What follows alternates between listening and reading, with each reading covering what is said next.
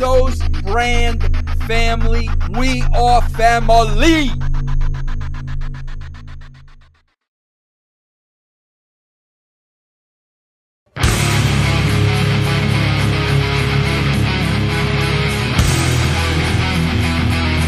Welcome to the first episode of the NFL Review Show. I'm Cole Sharp. As always, I'm with my co-host, Anthony Fielding. How's it going today, man? How you doing?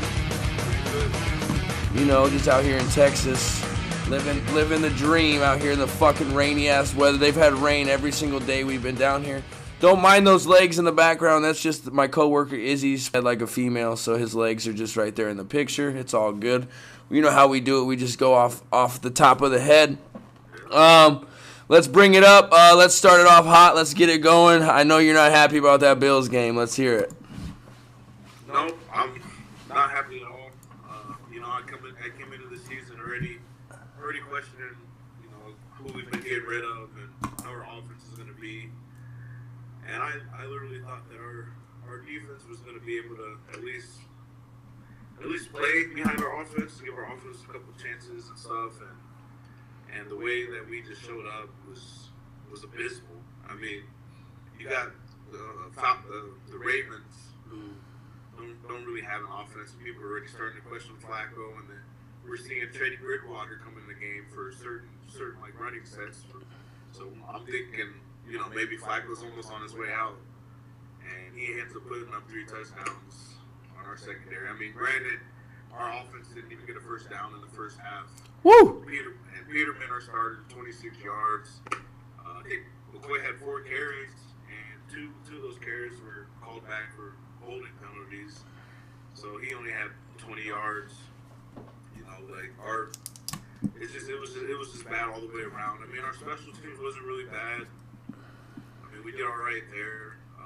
Murphy, he had 5 returns, averaged 30 yards a return. So there's some. I mean, it's not all negative, but just it's not what we were used to seeing off the playoff team from last year. So. And I will say that them putting up 47 points, I expected that to be the highest score of the weekend. But then, as we all know, what happened last night on Monday Night Football. My fucking team looked better than they've looked in 10 fucking years. And I know it's only one game, and I'm not saying we're going to go to the Super Bowl or even make the playoffs. But we dominated on all 3 phases of the game. Special teams, defense, and fucking offense. Darnold's first pass as a pro, of course, has to be a pick 6. You know what I mean? It was just a horrible throw. He threw it all the way across the fucking field. I don't even know what he was thinking. But then he went 16 for 20 after that. I'll take it. Our offensive line was supposed to be the weakest part of our team, and they were opening holes. We had both of our running backs did good shit. Isaiah Correll had 110 rushing yards on 10 carries. I'll take that any day of the week. And I told everybody Crowell was going to be a beast.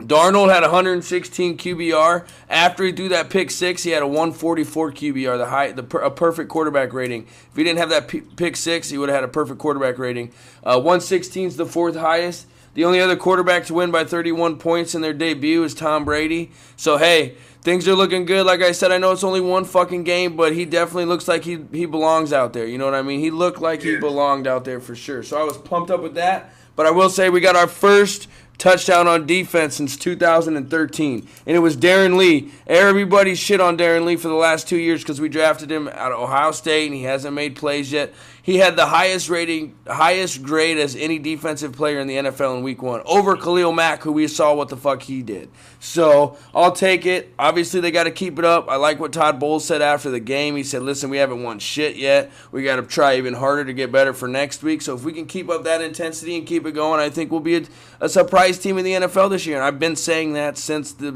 season became close. Obviously, I'm biased because I'm a Jets fan, but if it becomes true, then I really wasn't that biased. It is a good point because you got Buffalo taking a step back. I'm pretty sure they're tanking for next year when we get all that cap space, over 100 mil, and then Miami getting rid of even more players. And they did pull out a win against Tennessee, which I thought Tennessee. I don't know if it was they made Miami look good or if Tennessee is just that bad. Yeah. Well, yeah, let's talk about that. I mean, Delaney Walker breaks his ankle. That was fucking nasty. It was gruesome. In the the final in that Tennessee game was 27-20, but there was like 4 weather delays, and that fucks with people. Honestly, the longest game in history. yeah, we play Miami week 2 at home, so I'm anxious to see what turns out there. And I was definitely surprised that they beat Tennessee. I expected Tennessee to take that next step and become a playoff team, but obviously, you know, everything changes every year. I think that the New England Patriots, obviously, they won 27-20 over Houston. It's fucking New England, you know, Brady to Gronk. Gronk even said after the game, he's like, Tom Brady's crazy. He just throws the ball up, and it was right there, and I didn't expect him to throw it. I had a guy pulling me down, a guy trying to tackle me, and he still threw it up to me. That just shows the trust we have in each other. So, you know what? New England's going to be New England. Let's talk about Cleveland and Pittsburgh, though. Cleveland started first non-loss in 13 seasons for a home opener, but they didn't get the win either. Like Trey Wingo's tweet was like, Cleveland ended their losing streak the most Cleveland way possible, and I love it because they didn't get a win, but they didn't get a loss against a tough Pittsburgh team. Yeah, and I think I see the stat that says Cleveland's best start since 2006. Yeah, that's so there's another positive right there. That's insane. But what about John Connor, man? That dude fucking stepped up. I think that they will trade Le'Veon Bell before it's too late. Yeah, what? I mean, the only takeaway with that is, like, you didn't see him receiving out of the backfield, but I can't say they didn't need it because they did tie it, but there's the only thing that Le'Veon brings as a running back. He can line up at wide receiver, and just kill it. But it definitely will be interesting because, you know, they've been building up that line for years, and that line actually looks pretty good. Ben Roethlisberger did not 5 turnovers. You know, I mean, I'm not gonna. Cleveland's defense did improve drastically, but still, you're a vet in the game playing against, you know, a division rival. Five turnovers is like that Stafford last night. I mean, he threw 4 picks, and then Castle came in and threw a pick against us, and it's like, dude, these vets are out here throwing picks already. Like it's going out of style. I don't understand it, but hey, whatever. It's a new season. There's 15 more games to go, so obviously teams will improve, teams will get worse. Shit's gonna change. Overall, I'm just happy football's back. College football, NFL football, et cetera, et cetera. It's just nice to have football to watch again. When there's, you know, especially when you're stuck in a hotel room for fucking 3 weeks. At least we got football. Right. So, then another surprise to me was Tampa Bay beating New Orleans 48-40. Fitzpatrick doing those things, man. The quarterback killer, bro. Anywhere he goes, he ends up starting somehow and goes off for 4 weeks. They'll give him a 4-year, $70 million contract, and then he'll win 3 more games. Yeah, somehow he outduels Drew Brees. And, you know, that's shocking right there. You know, there's a lot of people in fantasy that stayed away from Tampa Bay this year just because they didn't know the quarterback situation. And, you know, we both know who Fitzy is. You know, he can go hot, but then go cold real quick. So. Yep. I was surprised. I don't think if they're 3-0 by the time Winston's back, I don't think Winston gets his starting job back. I think Winston sits on the bench. I've been having debates about it on Facebook. I think Winston's on his way out of Tampa Bay. I don't think they like the kind of guy he is off the field. He's never really won anything anyways on the field. So I don't see why they would keep that headache. And obviously Fitzpatrick's not going to be around much longer, but if he's playing like that, why are you going to bench him? You ain't going to bench him. This is the upside of their offense. You know, the receiver core that they got is killer. Well, yeah, Deshaun Jackson had, 2 touchdowns? One of them was 60 yards. He didn't do that at all last year with Winston. So it's like, hey, you know, that's one thing Fitzpatrick's always been good at, man. He just chucks that fucking ball up. Most of the time it works out. Sometimes, obviously, it doesn't. But 90% of the time it works out. So I was surprised that they beat New Orleans like that. Kansas City beat the Chargers, which everybody said the Chargers were going to win that division, and it's their division to lose. And then Patrick Mahomes come out and fucking lights up the skies, and that bad man Tyreek Hill, you know, dude, 5 foot, 5 foot nothing, just fucking shredding defenses. It's insane. Yeah, I don't really want to go out and say that the Chargers don't look that good. I mean, they lost by 10 points. They put up points against Kansas City. Just that Kansas City offense is going to be really tough to stop. I don't care who you are. I mean, that quarterback's young now. Maybe that's the lead they need in the playoffs because Alex Smith seems like he can't perform in the playoffs. Yeah. It's hard to say week 1, but there's a lot of teams that did look good. There's a lot of shocking stuff that happened, and then there's a lot of teams that look like shit. Speaking of teams that look like shit, let's talk about the Dallas Cowboys. 8 fucking points. Are you kidding me? I mean, Carolina's got a good defense, but they ain't no world beaters. Honestly, I think Dak's been exposed. I think they figured out Dak Prescott that he can't handle pressure, and their offensive line isn't as dominant as it has been in the past. And I mean, to score 8 points when you got Ezekiel Elliott on that team, and you just picked up Hearns, and you got Cole Beasley, and but like them missing Des Bryant and Jason Witten is really, really fucking hurting their team. Yeah, it is. It's like you're gonna get rid of a player like Dez. You know, you should be able to have an option to replace him. You know, especially if your quarterbacks used to having him there. And you know, they said that people were saying Dez is falling off and all that, but like I don't think so. I think that's quarterback problems right there. And Zeke only carrying the ball 21 times.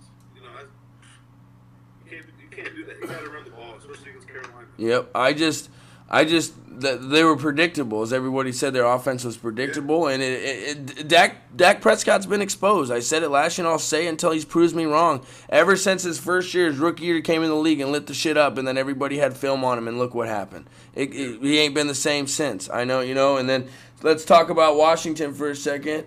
Alex Smith looked great. He looked great. The Washington Redskins look like they're for real in that division. That's Jay Gruden finally getting him to go, but let's see what he can do in the playoffs. He's never been able to win in the playoffs.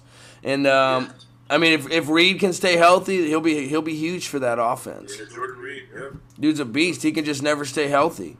And Washington, they got a nice little defense. I mean, they don't really get the credit for it, just because their offense hasn't been too good recent years. Which, I mean, I don't know why. I don't know what problems. What's his name was having Cousins. I don't know what problems he was having, because it seemed like Washington might have had a team, but Alex Smith looks like a right fit for him. Yep. Out there in Washington. Yep. So. Let's go back to the Cowboys real quick. Randy Gregory, it's reported that Randy Gregory failed another drug test and relapsed, man. Dude fought so hard to get back in the NFL, fucking about to play his first game, clean, sober, whatever, and you're going to fucking relapse. They haven't said what he relapsed on, but since they said relapse, I'm assuming it's weed. Listen, everybody knows I love weed. I've smoked weed for fucking pretty much my whole life, since I could. But if it was down to me making millions and millions of dollars or smoking a fucking joint, I'm going to make the millions and millions of dollars for the 10 years you get to play in the league and then smoke pounds and pounds of weed when I'm done playing. You know what I mean? Exactly. Yeah, exactly. It's just, come on. And then the term they use relapse, like it's some kind of, like, I mean, I understand the definition of relapse, but it just sounds funny. Yeah. For weed, for like a weed. You relapse on weed, man. How dare you? You smoke some weed, that devil lettuce. But speaking of that, I was going to save this for the end because it was probably the best game of the week, in my opinion, that Packers-Bears game, because A-Rod's a fucking bad man, dude. That dude is a bad fucking man. In my opinion, he's the most talented overall quarterback in the NFL, period. You know what I mean? Obviously, Brady's the best because of the rings and all that shit, but overall talent-wise and shit like that, he is the best. Yeah. But let's talk about how high he looked after the game. You know what I mean? That dude looked fucked up because they were shoving pain pills down his throat because of his knee, right? Yeah. And IV and all that. yeah, so it's like, hey, why not let him fucking smoke a joint instead of shoving pain pills down his throat? Whatever, it don't matter to me. But the fact that we know a Bears fan and Neems, our boy Neems is a huge Bear fan. He was actually in Omaha for the game. And I was talking to him. I'm like, oh, my God, the fucking Bears are shitting on him. Khalil Mack's going to fucking take you guys to the next level. And then A-Rod comes back, dude, and just fucking – it's just insane, man. That dude is – Just watching it, and like, see Aaron Rodgers come back on the field. We all look at each other like, uh-oh. Yep. Not good. But the thing is Khalil Mack, he's not in full shape. He had 9 days to prepare to play football after that hold on. I mean, granted, he was probably, getting in shape, but full game for him, it wasn't there yet. So that I mean, you could take that as the Bears, a positive, because when he's able to play a full 4 quarters, what's the possibility that can happen? Because the Bears did play some good football. And I kind of like Trubisky. I think he played well. I mean, dude, I was just gonna say that I like Trubisky. I think he's gonna be a good quarterback for them. And they finally got some receiver help in Robinson. That dude's a beast. He's always been underrated. Allen Robinson. Yeah. So, like I said, fuck week 1's back, baby. I love it. Indianapolis versus Cincinnati. Andrew Luck started off slow, but then he finally started showing signs of being Andrew Luck again. Yes, they lost 34-23, but Andrew Luck looks like he's back, so I'm happy about that. I've always liked Andrew Luck. Yeah, and then that safety from the Bengals. Bengals always playing dirty. Yeah, dude. He got kicked out of the game, and if you watch that hit, there was no need for it. He was already going down, man, helmet to helmet. Cole clocked the fuck out of that dude, man, for no reason. And I thought for sure, I was like, oh, his first game back, we're going to get a concussion. He's going to get a concussion, and he's going to be out. Because I drafted him in 2 of my leagues this year in fantasy football. I'm like, oh, he's back. He's going to light it up with T.Y. Hilton. It's going to go down. And then he started slow, and it fucking was like, what the fuck? And then he finally got it going.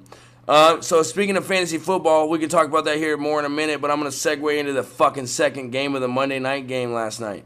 Derek Carr is fucking trash. That dude is trash. I was playing my mother in my family league. My mother. And I was down by 30 with the fucking Robbie Anderson and the Jets defense left. I ended up going up by like 10, and I have Robert Woods to play, and she has the Rams defense. And this dude couldn't even connect on a fucking 5-yard check down route. He threw 3 or 4 interceptions. Yeah, 3 interceptions, and the last one he threw, I'm just like, what are you doing, man? Like, what are you even looking at? If you got 2 minutes left, you're down by 13, and you want to throw a 5-yard check down? Fucking push the ball downfield, man. What the fuck? Give me a cheap touchdown. I got to listen to my mom go on about how she beat me in fantasy football and shit. This is because of the Rams defense. Dude, the Rams might be the best defense on paper, and it looked like they looked pretty fucking good last night. No one's going to be able to move the ball on them.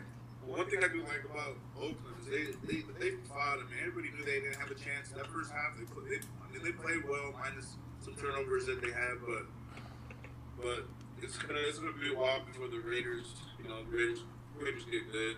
The Raiders have the oldest team in the NFL. Did you know that? Yeah. I like to see John Gruden back on the sideline. It makes me happy to see that he's back on the sideline and coaching again, doing what he loves. And you could tell he was pissed off. He was back to making his facial expressions real quick. I've always liked John Gruden. I think he's a good coach. I honestly think that they didn't handle the Max situation right. They had 0 pass rush last night. 0 pass rush last night. 0 whatsoever. Yeah, and what's his name got 2 targets? I think their number 1 receiver. Yeah. He only got targeted like twice, and the tight end.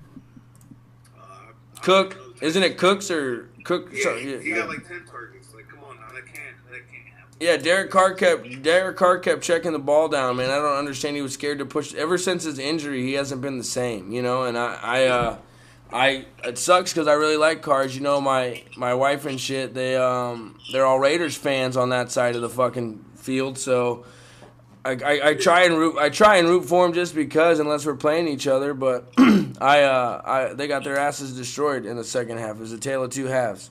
That brings us to Philly and Atlanta. I'm gonna say something that's probably gonna piss a lot of people off, especially Atlanta fans. Matt Ryan is the most overrated quarterback in NFL history. Yeah. I mean, every time there's a big moment, the dude chokes. They had the ball, I think it was on the 7-yard line. 3 attempts to go at the end zone before the clock ran out. He didn't make one good throw. Not one throw was good. Yeah. You got Julio Jones having like 5 inches on Ronald Darby. Which Ronald Darby didn't play in the game, but you can't cover Julio Jones. The dude's just a monster.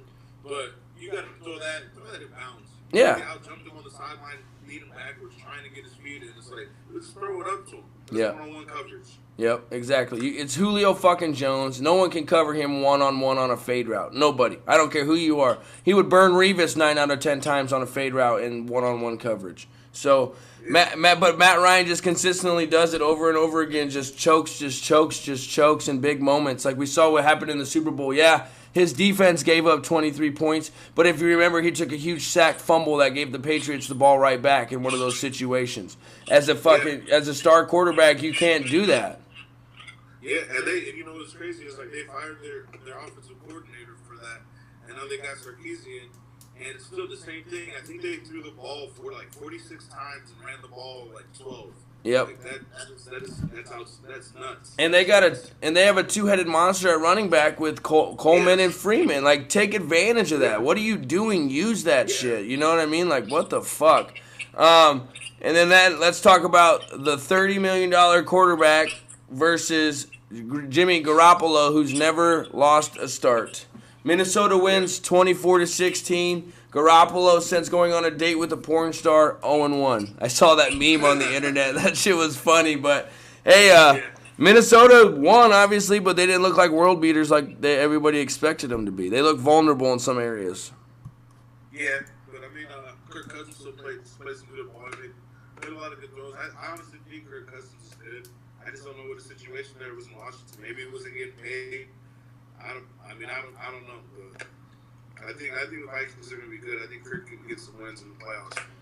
So, All right, we'll see. I just don't. The dude's never won anything. You know what I mean? Like, that's what it always comes down to for me, is like winning. Like, Aaron Rodgers has only got one Super Bowl, but he's got one Super Bowl. You know what I mean? Like that dude, and like we just said, that dude is the best. And about that, like, nobody really talks about McCarthy over there. Like, you have the quarterback that can do those kind of things, and for you, technically for you to win one Super Bowl, I mean, you made it to a couple conference championships, but. I mean, I don't know. Like, do you put him on the hot seat? Yeah, I mean, because if A-Rod's in New England, I don't know if New England loses one Super Bowl they're in. No. And Tom Brady even said it. He's like, if he had the coaching that I had, not saying McCarthy's a bad coach, but if he had the coaching that I had, and I guess he said, man, a way to, like, be able to read the defenses, which, after I heard that, I kind of was like, it kind of makes sense, because it does look like A-Rod just throws the ball wherever he wants. Yep. But he's just so accurate. It's insane. How easy he makes it look.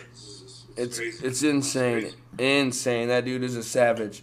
And then I think that brings us to our last one, which I don't know why I saved this. No, we got two more. Good. I'm not going to give Denver the fucking finale. Denver beat Seattle 27-24. I did not expect that to happen. I expected Seattle to win that game. But one good positive thing is Brandon Marshall scored a touchdown for Seattle. He looked back to being in his form, which is good. I've always liked Marshall. Even before he played for the Jets, when he played for the Bears, I liked Brandon Marshall. So it's good to see him back. But I did not. That might be my upset of the week when it's all said and done. I'll ask a couple of questions here when we get done about the week, but that might be my upset of the week, was Denver beating Seattle. Yeah. Yeah, I didn't really watch too much of that game, but it definitely was shocking. I mean, new quarterback in Denver. They actually control the ball. They finally have a quarterback that controls the ball. I like Case Keenum. Case Keenum's never gotten the respect and the shit that he deserves. I like Case Keenum. I think he deserves more credit. He's not a bad quarterback. I mean, look where he took Minnesota. That's what I mean. If Kirk Cousins can't take Minnesota farther than Case Keenum, he ain't worth the money you're paying him, because you had a guy there that took him to where they wanted to be. Yeah, for less money. Yeah, for way less money. Yep. Way less money. All right, so again, I don't know. I need to do a better job next week of putting these in a better order, because I'm kind of all over the place. But with me working out of town in Dallas and you working, 10 hours a day and shit, it was kind of hard to get ready real quick, because I was up until fucking 1:30 in the morning watching the Raiders get their ass kicked because Derek Carr can't even throw a check down. Cost me a game in fantasy football against my mother. Jesus Christ. New York Giants versus Jacksonville. Was a great game. That was on TV here in the hotel room, and Saquon Barkley's the real deal. That dude's a fucking. I told the league we're in together. Everybody was talking shit like, "Oh, how are you gonna take Saquon that high? How are you gonna take Saquon that high?" I'm like, dude, yeah, it was only one game, but the fucking dude is a savage. The dude is gonna go down as a top 5 running back of all time when it's all said and done, barring any crazy injuries. He will go down as a top 5 running back. Yeah. What did he get? Like a buck 8 touchdown this first NFL game? Yep, exactly. With the Giants, who haven't had a running game in I don't know how long. Well, but here's my thing. What are the Giants going to do when Eli retires in 2 years? What are the Giants going to do? I don't know. It seems to me Eli can't play during the regular season for some reason. I have no idea. But when he gets to the playoffs, it's like light flickers in there, and he's focused on is Brady. It's crazy. It's crazy. He's not a fucking regular season quarterback. We do got to talk about how Jalen Ramsey kind of got destroyed by Odell Beckham Jr. after all that shit he was talking about. When he had 111 yards receiving, he didn't have no touchdowns, but you gave up a 100-yard receiver. Even though Beck was one of the only people you gave credit to after he was talking all that shit to everybody. Yep. But he said Eli's trash. It's easy to just throw the ball up to Beckham. Well, then pick it off. Yeah, then pick it. Yeah, if he's just throwing it up, pick it off. You said that dude wasn't gonna bust 100 on you, and he busted 100 on you. So shut your mouth. That's only week 1. Yeah. You already gave up a 100-yard receiver in week 1 after all that shit you've been talking. So now you didn't even back it up the first opportunity you had. Now all these other quarterbacks you brought up, I hope they fucking shred you. Listen, I know it's good for the game and Ramsey's good and it's entertainment. I'm not saying, hey, quit doing it. I like it, but if you're gonna do it, you put yourself in position to not back yourself up. So. Yeah, you gotta back yourself. Yeah, back your talk up. All right, real quick, we're going to, like I said, this is just going to be the pilot episode, a short little episode. I got a couple questions, though. Surprise of week 1 for you. Surprise? I'm going to say Denver. I thought they were going to suck. I mean, I'm kind of biased just because of what we got. Talk so much shit, but Denver beat Seattle. That's crazy. Yep. I wouldn't have thought that would happen. Prediction, surprise, the opposite way, like who you thought was going to be really good but played like shit. Buffalo? No. I might say Buffalo. I know this season's going to be rough, but I want to say Cleveland. I mean, Cleveland plays some good football, and they could have won, but T.J. Watt's pretty good fucking player. Yep, exactly. So I'm going to be biased on my answer. My surprise of the week is my fucking New York Jets. I mean, I did not expect them to come out and look like they did last night. That is the most. A lot of people that did it. That's the most dominating performance I've seen from my team in over probably 10 years. And honestly, the Lions only scored 10 points on our defense because 7 of them was on a pick 6 on the first play of the game. And honestly, that field goal that they got before the half shouldn't have been a field goal because that dude picked it off and they didn't fucking review it. But hey, whatever. It is what it is. They didn't want Stafford to have 5 picks in 1 half, so I get it. It's cool. But that's my surprise of the week was my New York Jets. Call me biased, call me whatever you want, but that's how I feel because like I said, scoring 48 points, I don't think we've scored 48 points in fucking 25 years. You know what I mean? And to do it with a rookie quarterback, granted we had a pick 6 and a punt return, but that means we scored 34 points on offense. I don't think we've done that in fucking 15 years. So I think it's nice. Bowles finally has his players. He can finally run his 3 safety system that was so successful in Arizona when he was there. It's the first time he got to run it because we got Avery Williamson. I'm just saying, watch out. Like I said, we're not going to go to the Super Bowl. We have a rookie quarterback. No rookie quarterback's ever done that before, I don't think. Maybe I could be wrong, but I don't think so. Was Russell Wilson a rookie when he won his first Super Bowl? Or was it his second year? No, I think he was the first rookie quarterback to win the Super Bowl. He was? Here, let me look that up real quick. But if he was, then hey, then maybe that gives me a little bit more hope, and I'll fucking stick with it. But they surprised me. And my biggest shock for like being shitty is going to be the Arizona Cardinals. They are just completely trash. I mean, I knew they weren't going to be, super good, but to be completely trash. Yeah, no rookie quarterback has ever won or even started a Super Bowl game. Okay. I think Wilson was the first black, African American to win a Super Bowl. Yeah, but it was year 2. I know that. He won it in year 2. It didn't take him long to win it. So, yeah. I think it might have been first rookie, to start all season and go to the playoffs or something. Yeah, something like that. But yeah, he won it year 2. So hey, whatever. But I'm just excited with where we're at. I'm ready for Sunday. I don't even give a fuck. Let's skip every single day of the week and just go to fucking football days. Yeah, I don't know. We got the Chargers. And we all know how Peterman played against them last year. So. Is Peterman starting again? I mean, I don't know. It just sucks because you can't really throw Josh Allen in there to the dogs. I mean, our offensive line is that's probably that's probably the weakest part of our offense. I mean, there's got to be reasons we're not running the football, especially in the rain in Baltimore. Does Buffalo go 0-16? No, we don't go 1-16. I mean, we're going to play you guys twice. I know you guys, hey, it goes 1-1 every year. I know that's that. We got Miami, and I think we play Cleveland, so we get a Tyrod Taylor reunion. But, I don't think we go on 16. Yeah. But it's definitely not going to be like last year. Yeah, check this out. So we played Monday night, we played Miami Sunday night, and then after Sunday night we played Cleveland Thursday. We have 3 games in 11 days. Talk about putting a rookie in the fucking spotlight. Yeah. So we'll see how he does. But everybody's saying, man, he's the real fucking deal. So everyone's saying Cleveland is going to regret it, and New York Giants are going to regret it when Eli retires and they have nobody to take over his job. So we'll see. I mean, Cleveland's used to blowing their first picks anyway. So. Yeah, well, I think Baker's going to be good. Don't get me wrong. I think Baker's going to be good, but he ain't going to play as long as Tyrod's there. Tyrod's a better quarterback. He knows what he's doing. So. Yeah, but it's a good learning experience, and like, who would have thought that Baker would even want to be in that position? But he's all ears and eyes pretty much right now. Yeah, he's definitely surprised me with how he's handled being the backup and just accepting it and all that shit. So. Oh yeah, that's a big step. You know, being the man in college, you know, all those years, and then coming into the NFL and taking the back seat. Yeah. But I think that's good for quarterbacks when you actually have like a veteran that you can play behind. Yeah. Unlike our situation.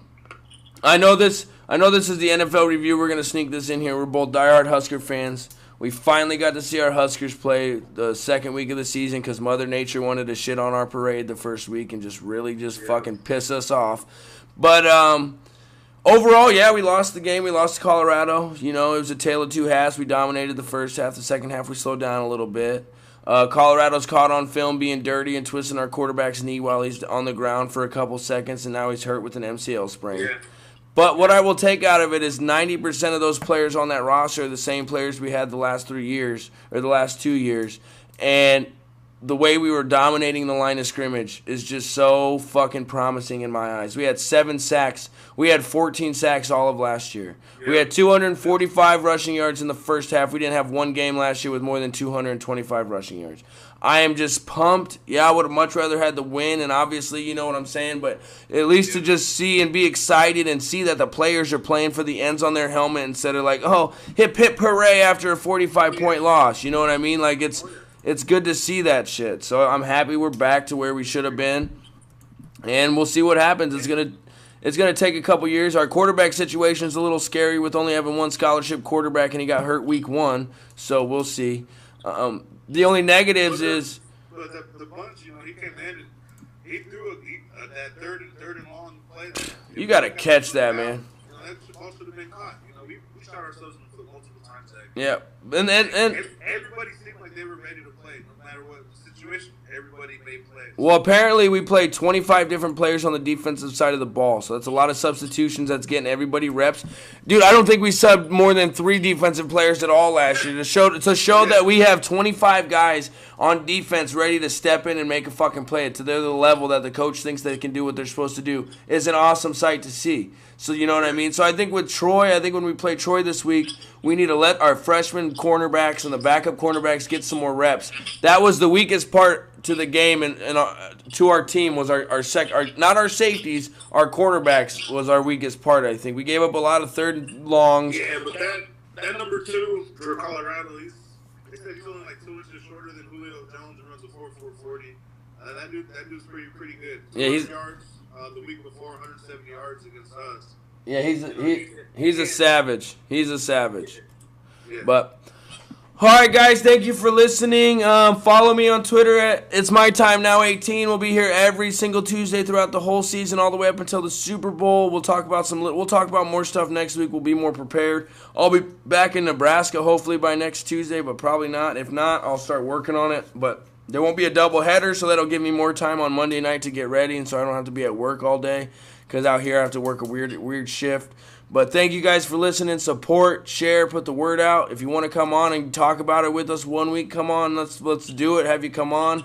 I'm anxious to do that. I want to do that. I think we're going to go to the Dallas Cowboys New York Giants game this Sunday, so that'll be fucking cool, and I'll have some inside photos and shit for that up here. Follow me on SoundCloud. Just type in Cole Sharf on Apple Podcast, Cole Sharf on Anchor, Cole Sharf. Not very creative with the name yet, but my following's building under that name, so I don't want to change it just yet. I want to get to a following, to a standpoint where I can change it and everybody can follow over. Also, YouTube at Cole Sports Corner Podcast on YouTube. Thank you, Anthony, for your time. Appreciate it.